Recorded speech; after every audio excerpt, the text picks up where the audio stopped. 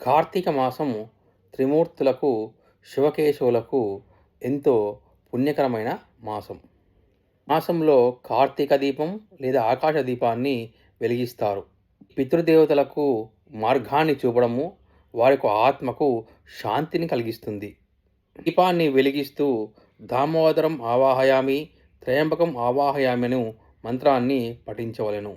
పురాణాలు ముఖ్యంగా కార్తీక పురాణం, పద్మపురాణం, స్కంద పురాణాలు దీపాలు వెలిగించే ఆచారాన్ని చూపించసాగాయి. ఇంటి ముందు, దేవాలయాల్లో, నదీ తీరాల్లో దీపాలు వెలిగించడం ప్రసిద్ధి. జీవితంలో కాంతి, ధనం, ఆరోగ్యం, శాంతి కోసం ఈ దీపాలు వెలిగిస్తారు. కార్తికేయుని పుట్టినరోజు సందర్భంగా నూనెలో దీపాలు వెలిగిస్తారు.